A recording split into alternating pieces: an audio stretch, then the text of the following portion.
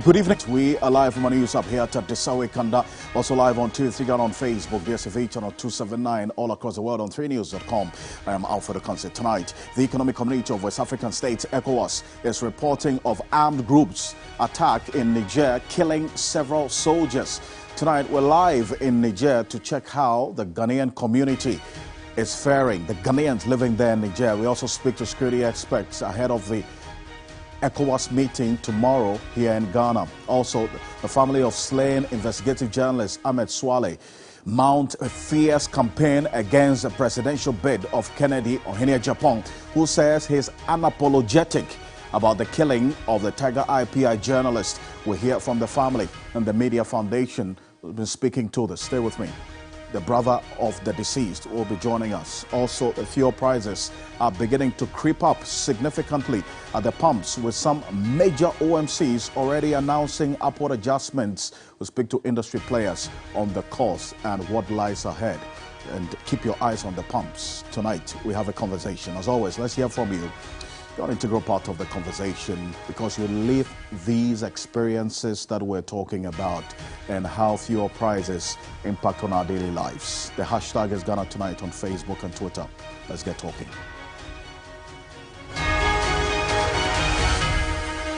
Let's settle for Ghana Briefs.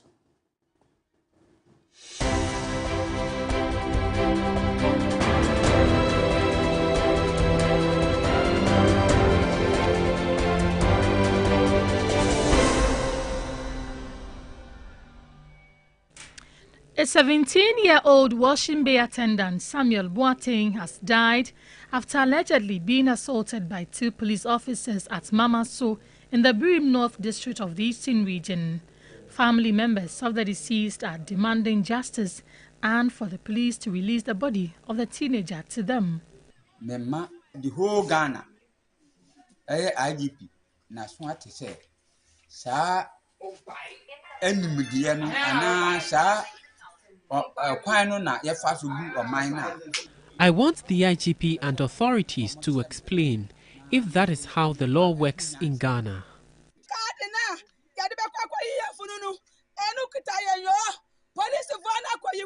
The police came for my brother's body, and we don't know where they have taken the body to.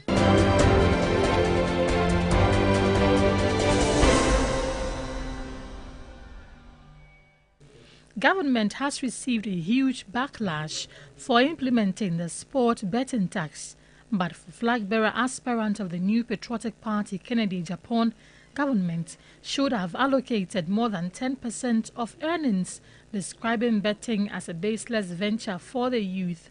Betting is not anything good for your future. That is why it should be punitive to discourage the young men and women coming up to take their destiny into their own hands instead of spending time on games and all those things.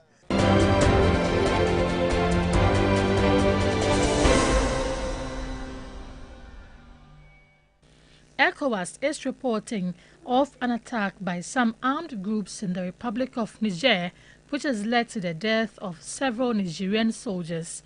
A statement from the regional bloc condemned the attacks and conveyed their condolences to the families of the bereaved.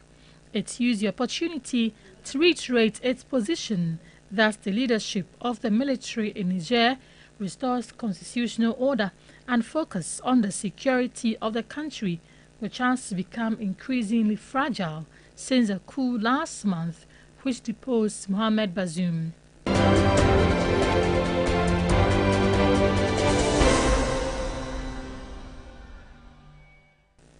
The National Council for Curriculum and Assessment, NACA, is set to introduce a QR code system to ensure only approved books are sold on the market.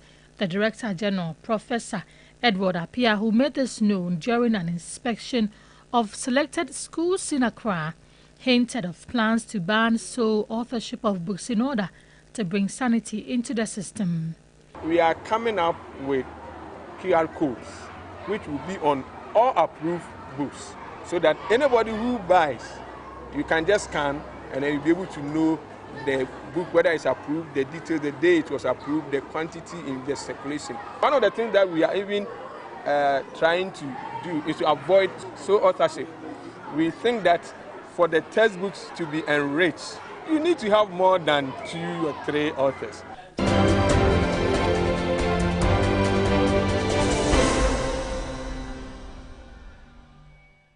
All cybersecurity service providers and professionals in the country are expected to register for license and accreditation from the Cybersecurity Authority by September 30 this year. Failure to do so, according to the authority, will result in the imposition of administrative penalties and possible prosecution. By the end of September, that is starting 1st of October, any entity that offers cybersecurity services in Ghana without the license, at least either provisional license to start with, that will be a breach of the law. And that is where we are seeking collaboration with the PPA to enforce.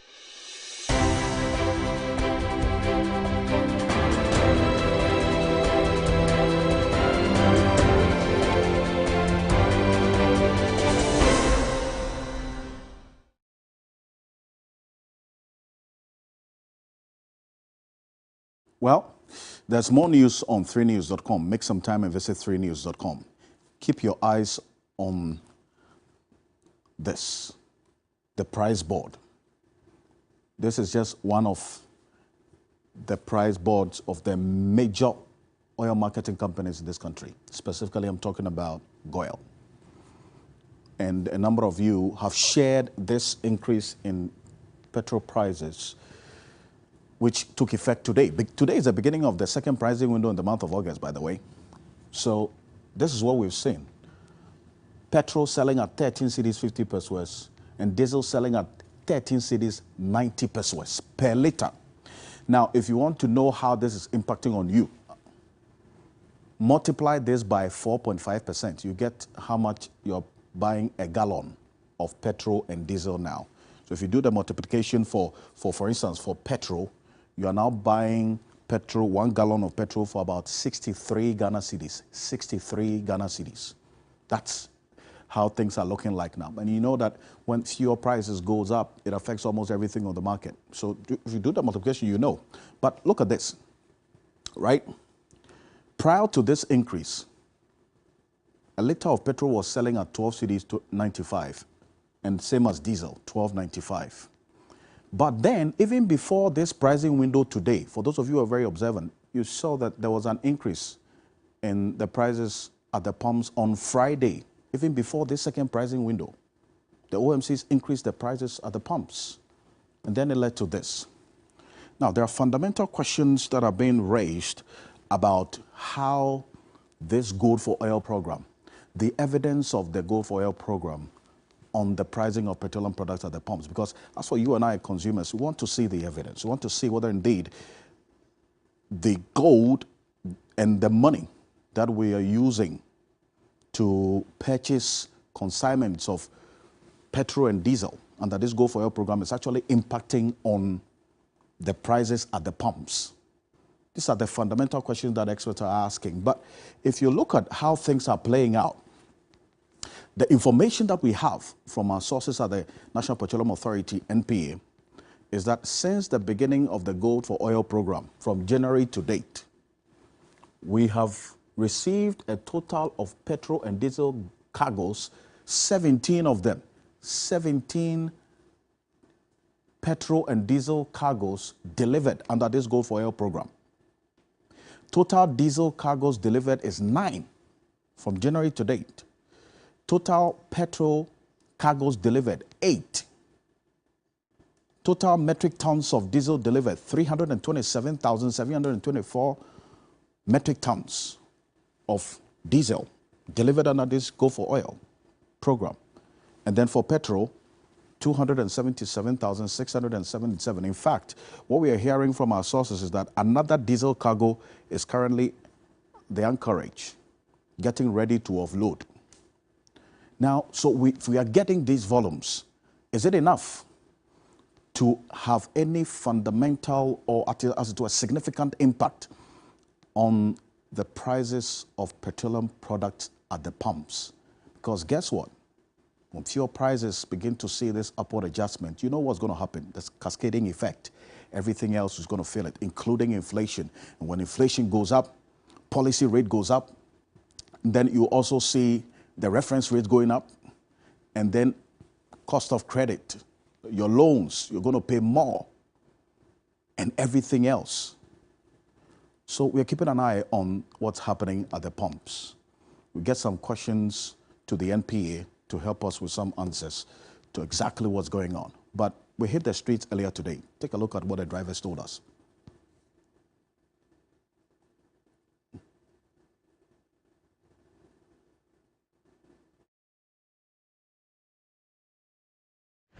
It was 12 cedi, 95 pesos, but this morning I'm just waking up, like unknowingly, it's now 13 cedis, 50 pesos. And the system is already hard already. The government should do something about it. See, fuel about 11.5, Obi tons 11.19. But now me said to say, as I got 13, Obi 13.5. I am wonder.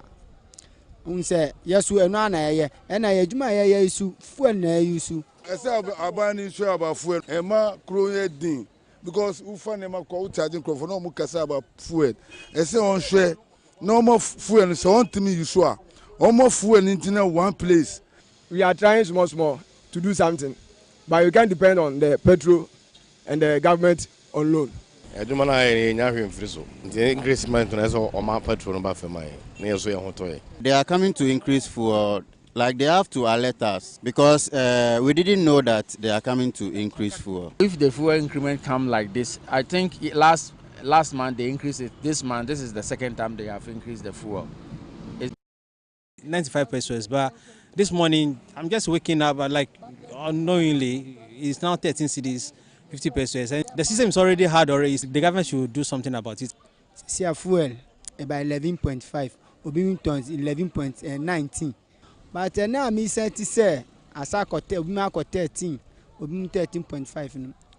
I am wonder.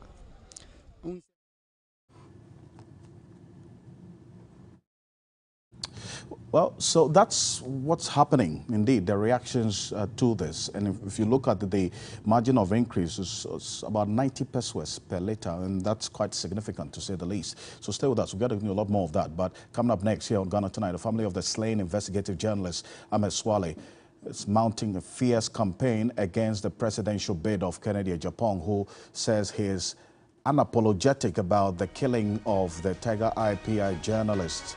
We'll hear from the family and some media foundation as well who have been speaking about this here on Ghana Tonight.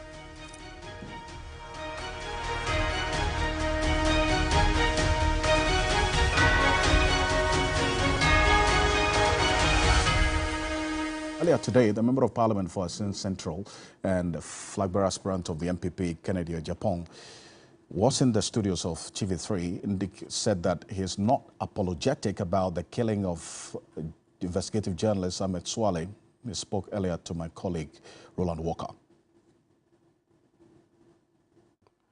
You journalists in this country, about 80%, 90%, you are the people going to destroy this country. How so? Yeah, because you misconstrue people's ideas. Whatever the person puts out there, the import of what the person puts out there, you never even analyze it.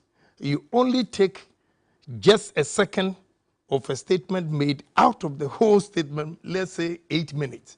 You take about 30 seconds. What were you trying to describe in that video?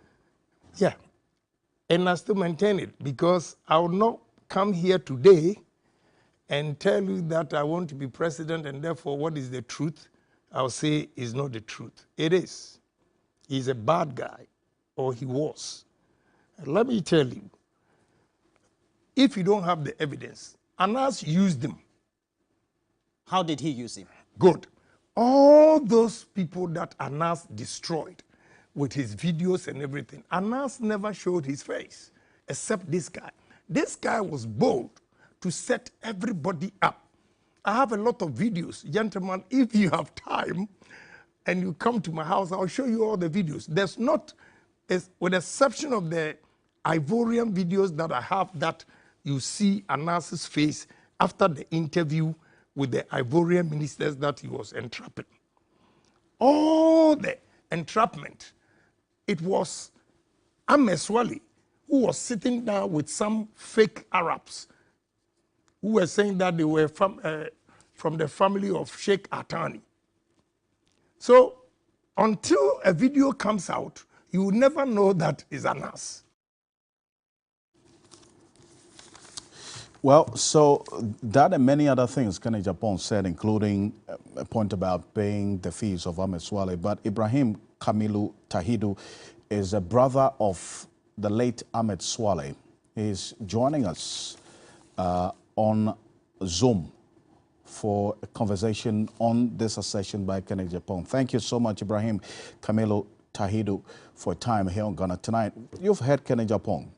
Upside, he's saying, describing your late brother, in his words, as a bad person. He says that he actually even went ahead to pay his fees, and people recognize him when he came to his company, that this is a person he's paid his fees before. Is this something the family is aware of?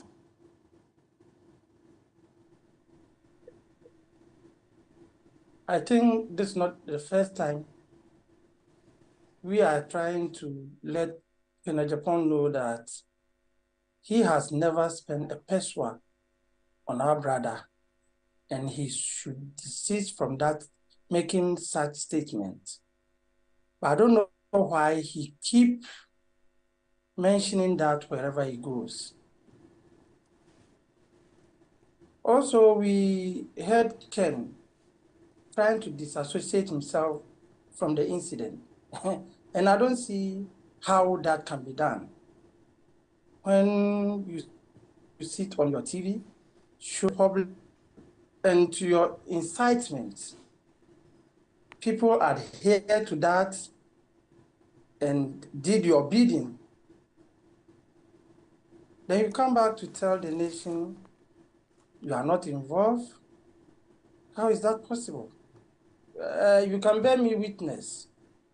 Until Ken shows Ahmed pictures on his TV station, did you know Ahmed, if I may ask? And he wants us to believe him. How is that possible? Even if you are not the one behind the assassination, you cooked all that because you started everything. You show his pictures, ask the public to deal with him, that you are the richest man, you pay for the cost, and they did that for you. Fine. We are saying as a family that you have succeeded, but let the sleeping dog lie. Leave our brother. Leave him, take him out of your issues. Let him rest. Why do you keep bringing him wherever you get the opportunity to talk? What has the poor boy done to him? That is our problem. That is what the family cannot really understand what else Ken is looking for. I see. But then again, with these consistent claims that he is making, because in your statement that you've issued, you cited this position that you are contesting. He's made it on a number of televisions and radio stations and a number of interviews, including this morning what he said here at TV3. So beyond this statement you've issued, what is the family going to do? Ken thinks he's above the law. That is why consistently we are trying to stop him. Mm-hmm. He said he will not stop. Unfortunately, if our laws were properly working, Ken will not even see the daylight, not to talk such a character being a president of Ghana. Wouldn't it be better to be under military rule? We are saying because he's the chairman of the Defense and Interior Council, so our brother cannot get justice, fine, he has the power, but he should let our brother rest in peace. That's what we are saying.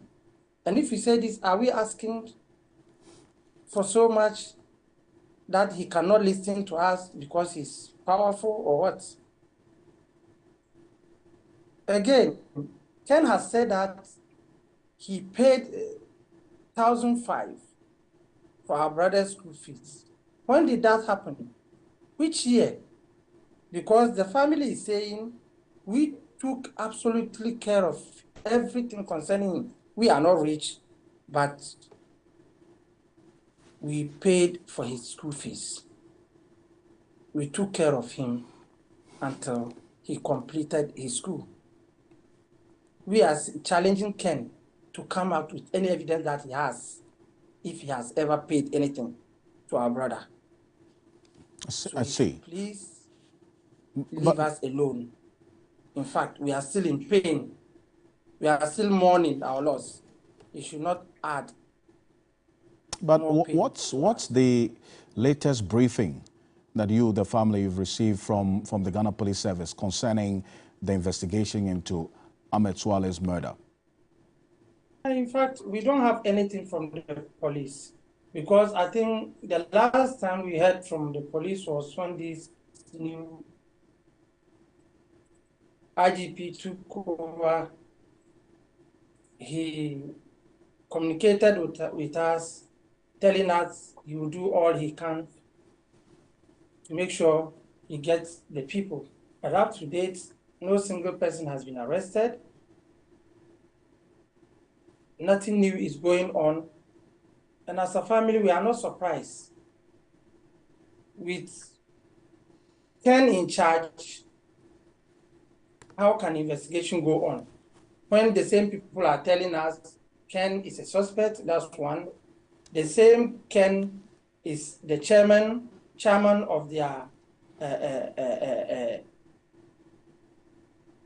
Defense and Interior Council. Somebody who is heading all the chairman of the organization that is supposed to investigate a matter. And the same person is involved in the same matter. How are we expecting to get justice? So as a family, we have given everything to God. Okay. Thank you very much for your time here. And it's quite troubling to say that you're actually giving up hope in the justice delivery system and say you're giving it to God. But thank you. Thank you for your time. Ibrahim Kamilu Tahidu is brother of slain Ahmed Swale there. They've issued a statement and also responding to some of the issues that Kenny Japan indicated earlier today.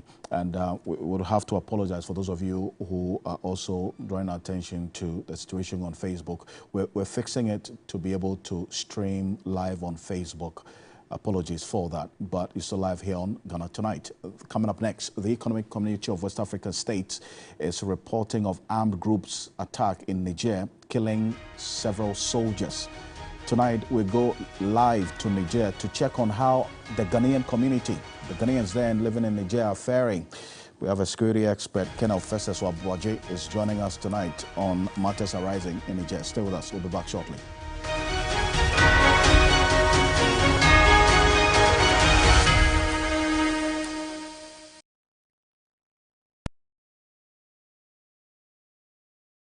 Ladies and gentlemen, we're going to demonstrate to you the superior properties of Flamingo paint as compared to other paint brands on the market.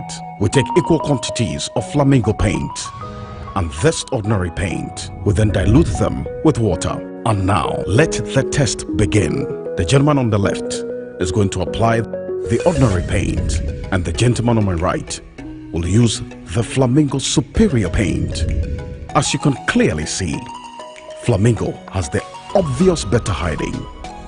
Furthermore, Flamingo has painted a much larger area.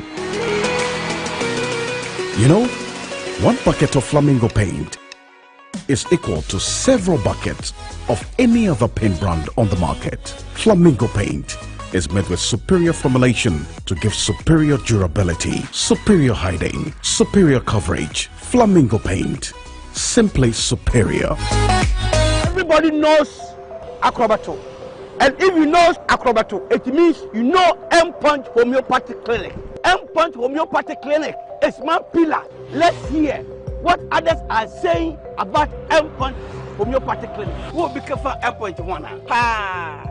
Chesena me ankasa me period no say problems wom ntina ma wo ho idea ma me papa chesena nya asem ketewa na me kwan point no mo hwe me modem no mo hwe bibia na so mo meduro me fire no ene ma won kra me nu hofro kwa na mkwan mu a eba and everything yourself me ma me no adwodwo eda ho a wontumi nante ene ne ko end point o mama no nura ene ne ho idea wotimi asori anante. That's end point for you. Of Acrobato. Hello. Hey, ohwehwe what chair. Okay. A free bra wo di end point what dance. Am me call you no. Me Johnson sama na enkoyie and person na my emre nyina na magina sabema na me be for there the one nyina jaresa. You heard everything. I have secret. M-Punch is my secret. M-Punch Homeopathic Clinic. I'm free. They came, they saw, and are set to conquer. Ghana's Strongest 2023 is at an end, and 4 men will compete for the title in the grand finale. Who wins this year's Ghana's Strongest? Will it be Godfred Akobila with 7 appearances, Bright Apia, the SWAT man, Takrada's finest, Ebenezer Amos, or the new man, Jeffrey Ekufu? Don't miss this epic finale live on TV3 at the Obra Sports on Sunday, 20th August at 2 p.m. Ghana's Strongest, the power to do. Catch Ghana's Strongest this Sunday only on TV3. Ghana's Strongest is powered by Gasem, the nation builder. Brought to you by Mixi Choco, Channel Hot, Deluxy Acrylic Paint, Drugnet. This water pouring on you from the rooftop signifies that in this life, rain shall fall on you, but nothing shall happen to you. It's a week of fashion and glam on Ghana's Most Beautiful. This week, our beautiful contestants will grace the runway, showcasing exquisite outfits crafted by talented designers and featuring the latest collections from GTP. Get ready to be dazzled as they bring elegance, charm, and a touch of Ghanaian culture to the fashion world. It's a night of style, sophistication, and celebration, where fashion meets tradition and a breathtaking display of creativity and beauty. Exclusively on TV3 at 8 p.m. this Sunday. It's an eviction week and not less than 2 contestants will be evicted. To save your contestant from eviction, vote by dialing *713*13# or download the TV3 reality app to vote. GMB 2023, Ghana's beauty, Africa's pride. GMB 2023 is sponsored by Gino Tomato Mix, GTP, Techno Camon 20 Series, AT, Pepsodent Charcoal and Lemon Infused Formula and Pepsodent Natural Herbal Formula, Geisha Moringa and Geisha Black Soup, Key Soup, Bell Pack Tissues, Sankofa Natural Spices, Vitamilk, Deluxy Acrylic Paint, Nescofa Blood Tonic, Heaven Black Mosquito Spray and Coil, Enapa Foods, Freedom from Casapreco, Frutelli Calipo, Duffy's Health and Beauty, Obuasi Bitters, Nubna Womwankasa, Dragnet, Shalatem, Top Choco, Global Wings Travel and Tour. Makeup was done by House of Tara. Hey! What do you do with some cool $2,000? Okay. Here to Win game show is exactly what you need.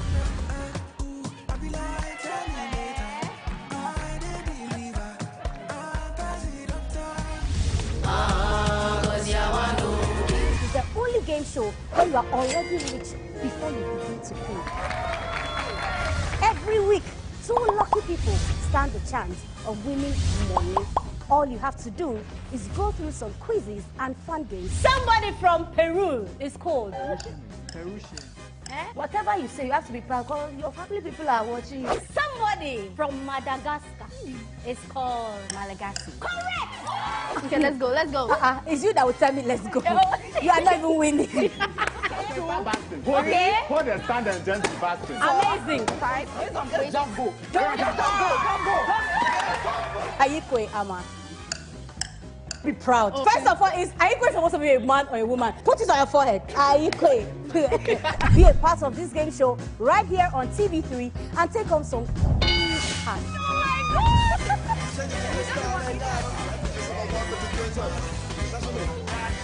Come join us on Here to Win game show where you win it all. Hey, yeah, mama. Hey, mama. Hey, yeah, mama. Hey, mama. Here to Win. Here to Win shows Saturdays at 8 p.m. on TV3. Brought to you by Kill It Insecticide Spray.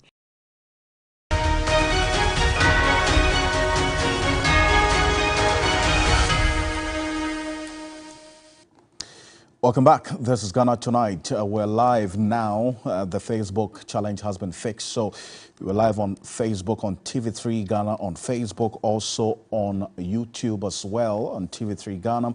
You can connect with us. But the chairman of the Defense and Interior Committee of Parliament, and is a member of Parliament for Asin Central, Kenneth Japan. Let's stay a bit further with him. He is a flag bearer hopeful of the MPP. He has backed the sending of Ghanaian troops to Niger in case the Economic Community of West African States, as ECOWAS, activates the military invasion. The West African sub-regional body has asked member states to form a standby force as an option to resolving the crisis in Niger. He spoke earlier on New Day on TV3. We have obligation as ECOWAS members, and you cannot run away from it. Yesterday, I posed the question and answered it myself. Why is it that Burkina, Guinea, and Mali, we didn't go there, and now we are going to Niger? Okay. Again, I gave a solution to it that this should serve as a deterrent because it's becoming rampant. Coup d'etat is becoming rampant in ECOWAS. So we should use Niger to serve as a deterrent that anybody who tries again, ECOWAS will come after him. Okay. And this is not the first time. All right. We've done that in Liberia, Sierra Leone. We've done that in Gambia when Yahya Jammeh said he was not going to hand over power and all those things. Well, so that's Kenneth Japan there. And let's go on to Zoom now and speak to Seydou Abudu. He's the president of the Ghanaian community in Niger, the Ghanaians living in Niger. And then also Colonel Festus Abuaje, retired, is a security expert, both of you joining us. Thank you, gentlemen, for joining us here on Ghana Tonight. First of all, I'll start off with you, Seydou. How are the Ghanaians there living in Niger doing as we speak? Our main purpose is to see the safety of Ghanaians who are living in Niger. And we are having some meeting with the mission, the embassy, time to time, to know how best that we can protect the Ghanaians who are living here. Right now, I think the situation is okay. Everything is okay, but I think the sanctions of the ECOWAS is that one which is playing against us right now. I see. The sanctions of ECOWAS are also impacting on, but are there any reports of any Ghanaian being caught up in the crossfire in the conflict there? Right now, as I'm speaking, all Ghanaians are safe. There's no one who's having any problem right now that I'm speaking. All the Ghanaians are safe. I see. But do you have records of the total number of Ghanaians living in Niger? Okay. Right now, we are talking about 400 to 500 Ghanaians who are living in Niger. Okay. And Ghanaian community, we have created a WhatsApp group. So we are using that WhatsApp group so that in case of anything, we pass through the WhatsApp so that we can contact them and give them some guidelines so that they will know how to live, not to involve in the demonstrations and anything which is happening right now. I see. But has there been any communication from the embassy there as to what you should do beyond what you yourselves as the leadership of the community is doing? You set up the WhatsApp group to try and bridge communication. Any official communication from the embassy? Yeah, as I told you, we are having some meeting with them. Even last week we had some meeting with them, and we have something that we have discussed that in case of any evacuation, we will know what to do. But we are coping. We are having some meeting with them right now.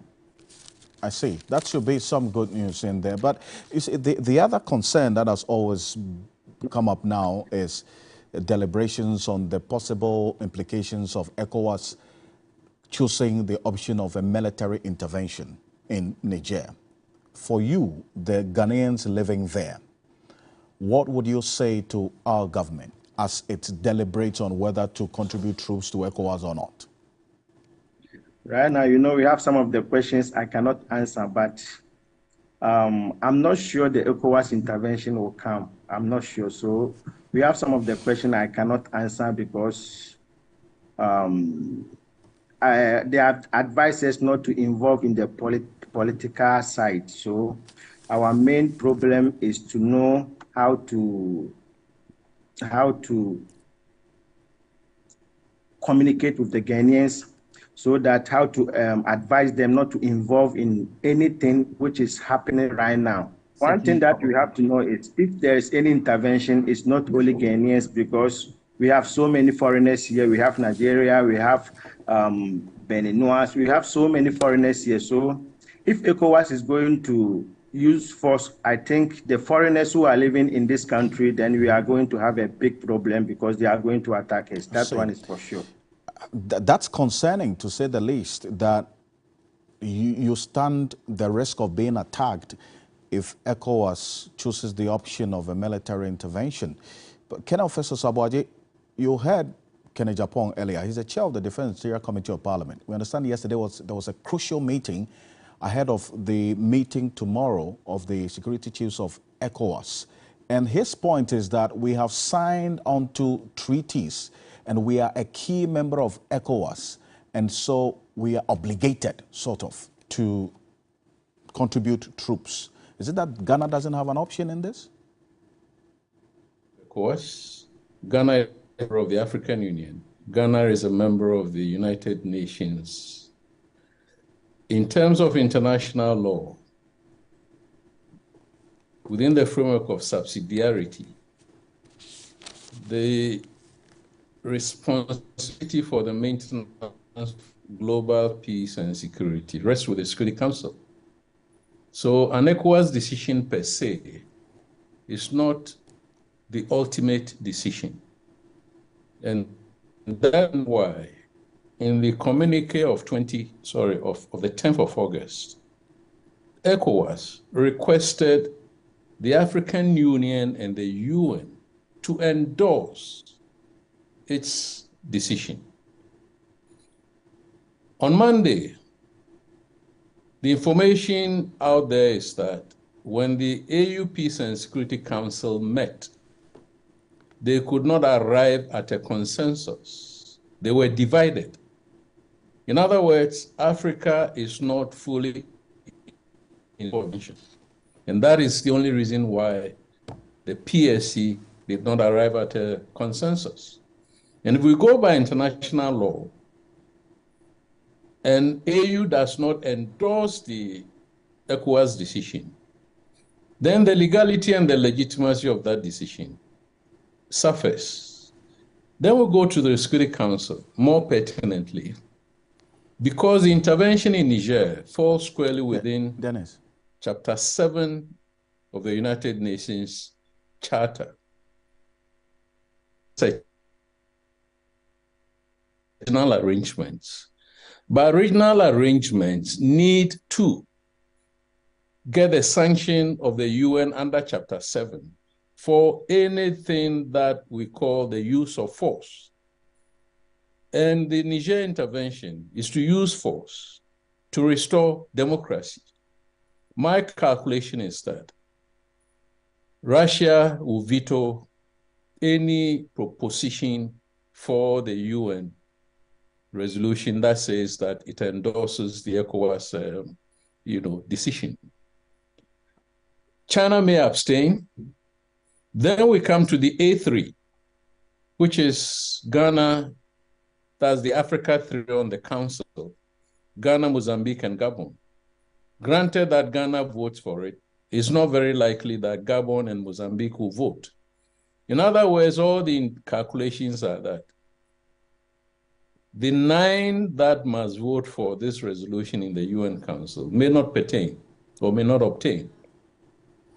So Ghana's idea that we are a signatory party to the ECOWAS Treaty, 1993, and we're obliged to be part of any and all ECOWAS decisions, I think in law, in practice, may not hold water. And we should begin to ask whether the intervention in Niger serves our interest or doesn't serve our interest. Let me give you one reason why Ghana needs to think twice before it joins. The reason why we are going to Niger is because democracy has been violated, or democratic values of ECOWAS has been violated. Now, 4 out of the 11 heads of state of ECOWAS, because the 4 are the members who have been, 4 countries are now under sanction. So out of 15, we are left with 11. Out of the 11, 4 of them are non-democrats. And we need to bear that in mind. One is Benin, whose leader re-engineered the constitution in order to entrench himself in power. The second is Togo. And Togo's case is very, very interesting. In 2005, when Eyadema passed away from heart attack, per the Togolese constitution at the time, it should have been the president of the Senate, like our parliament speaker, who should have become the new president.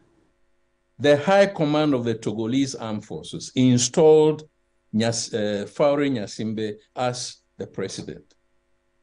Is that part of the democratic values that ECOWAS advances? Remember, this was in 2005. So, Faure has been on the seat of power since 2005.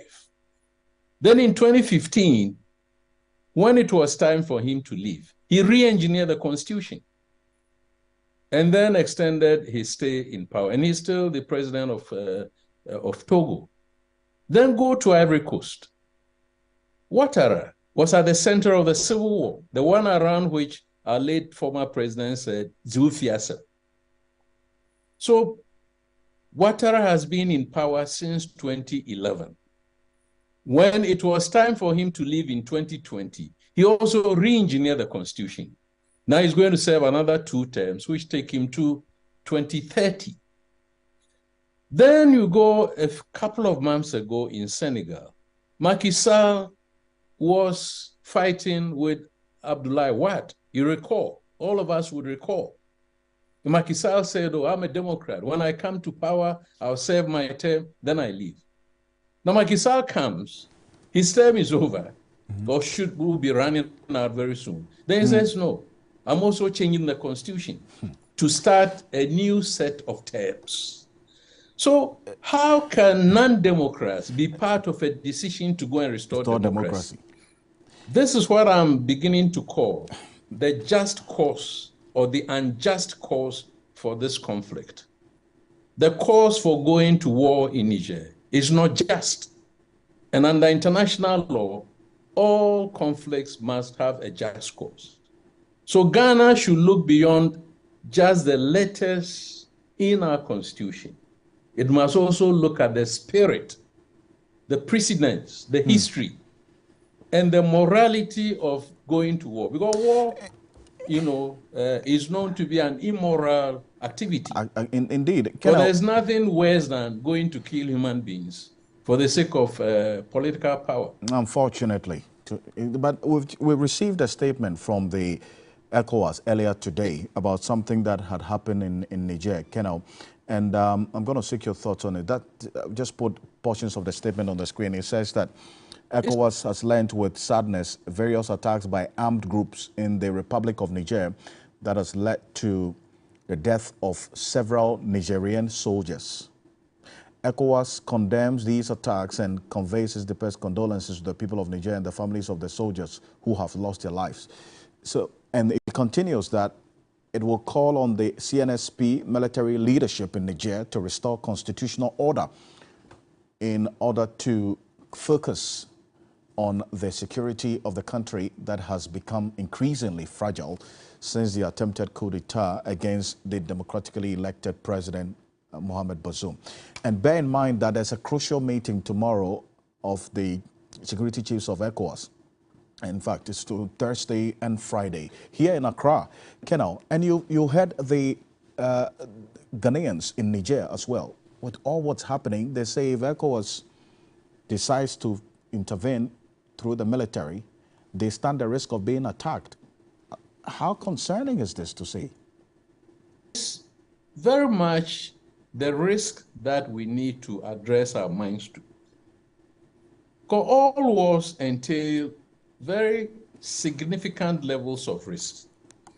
So the safety and security of your citizens, not in Ghana, but within the borders of Niger, is something that you must put at the center of your decision to go or not to go.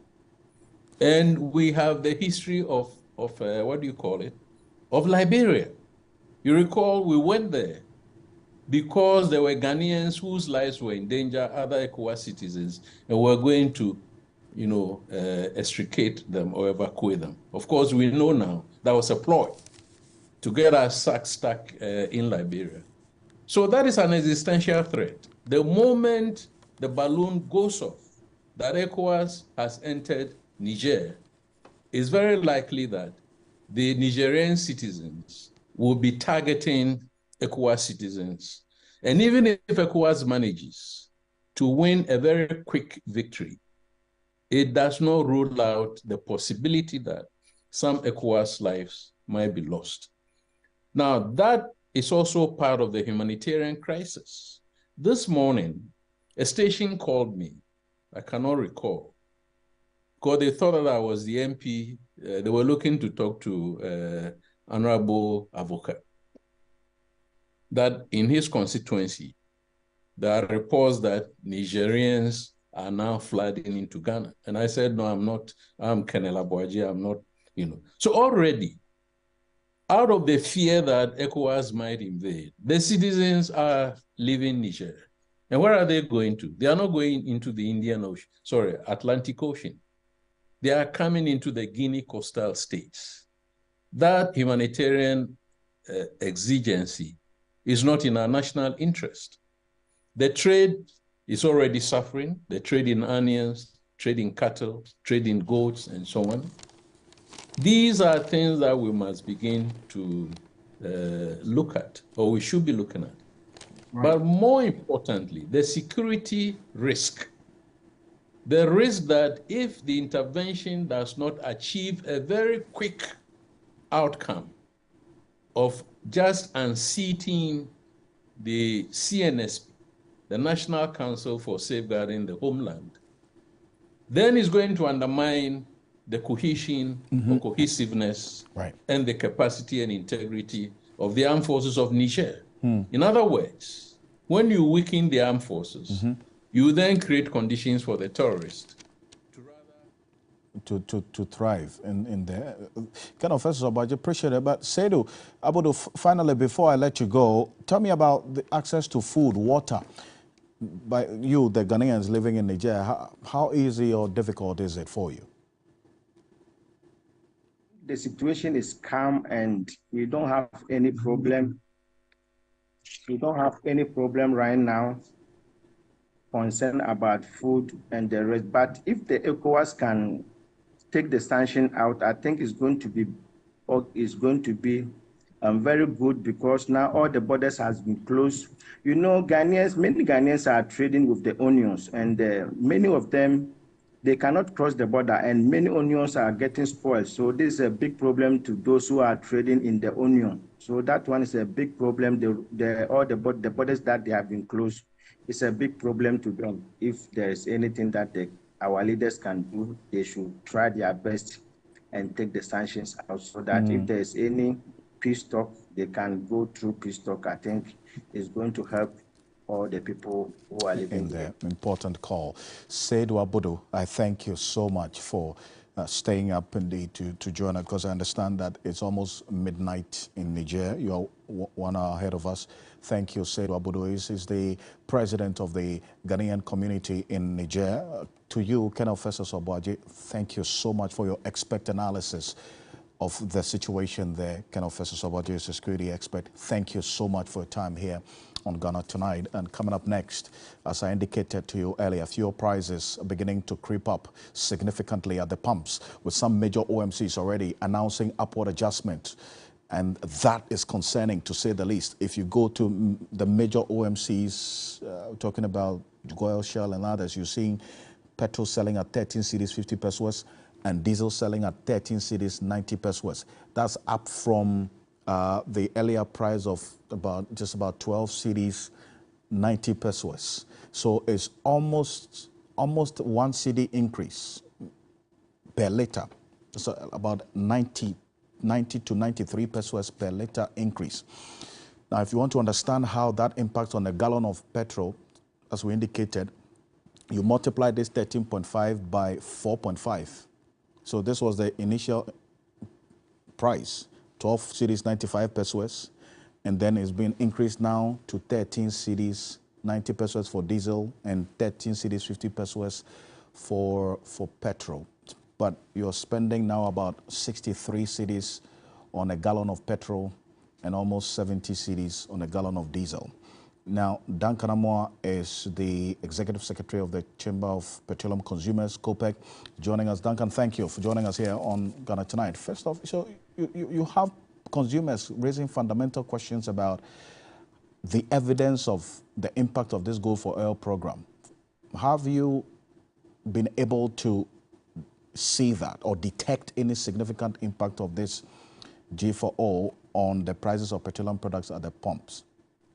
Basically, the pricing curve is pointing upwards as we speak. And so as you would recall, the start of the month, August, saw an increment, which saw pump prices that initially were quoting 12 cedi 45, shoot up to 12 cedi 95, a difference of some 50 pesos. Then the second window of the same August period policy, by way of introducing or increasing taxes, neither can this be attributed to, as it were, the cedi's performance or the local currency being unstable. This is purely a function of international market price trading adjustments that has brought, as it were, some further increases in fuel prices that Ghanaians would have to pay for currently. So what is happening is not something that you can control internally. These are international market price dynamics at play that you have to pay for, Alfred.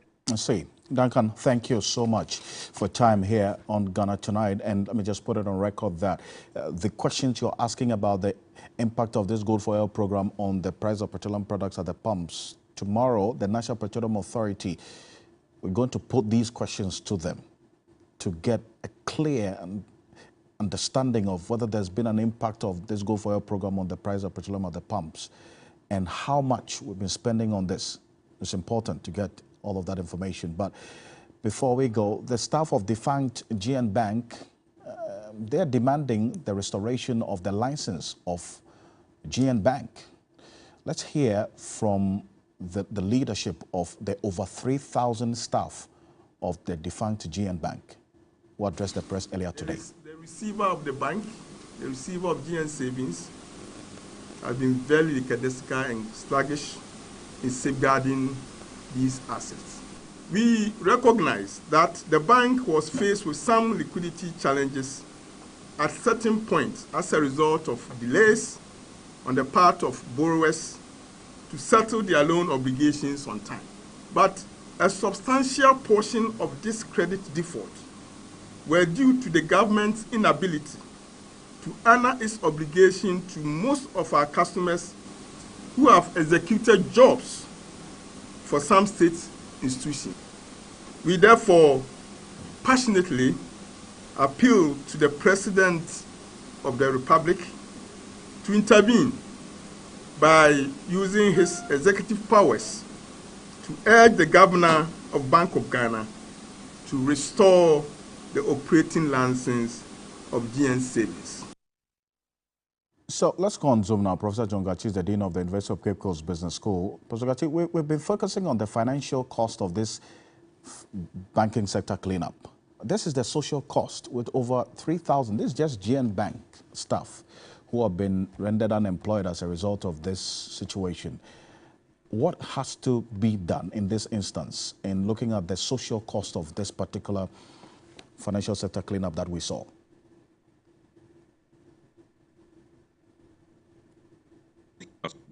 The harm that the decision caused to individual families and the economy is so huge and has rendered a lot of people move from comfortable middle class to lower or to below the poverty line.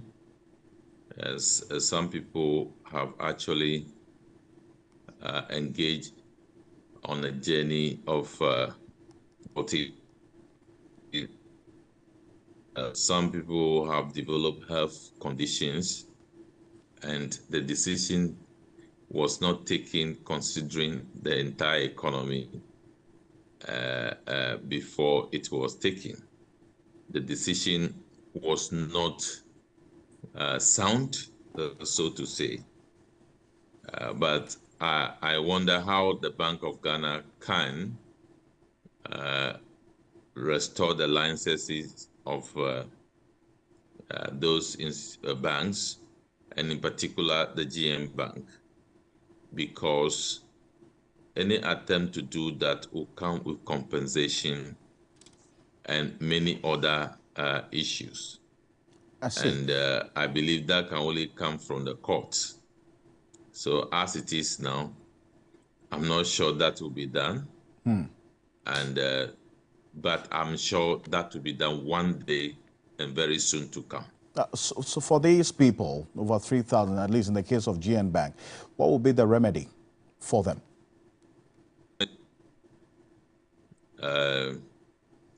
To seek justice, and the court system will prescribe what should be done. Of course, if the court says the license should be returned, then that will be returned with all the ramifications surrounding it. So the Bank of Ghana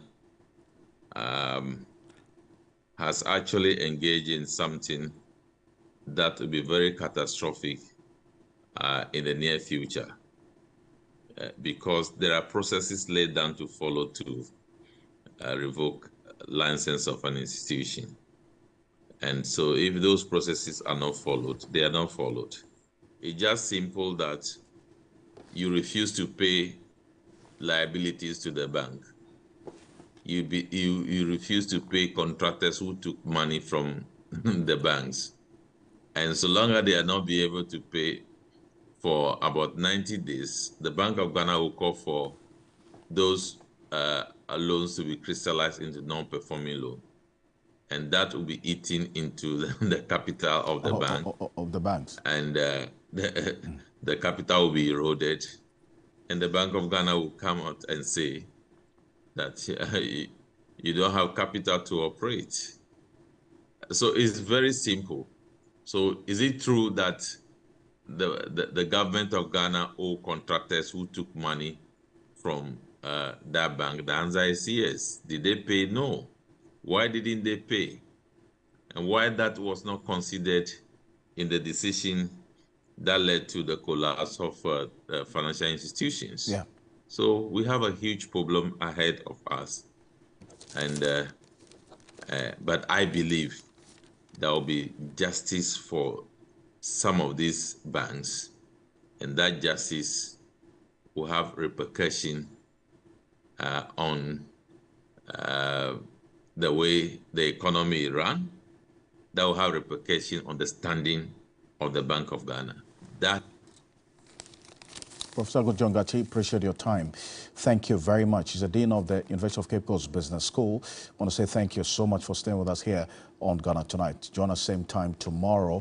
I am Alfred Ocansey. Have a good night. Ghana Tonight is brought to you by Flamingo Paint. Superior durability, superior hiding, superior coverage, simply superior.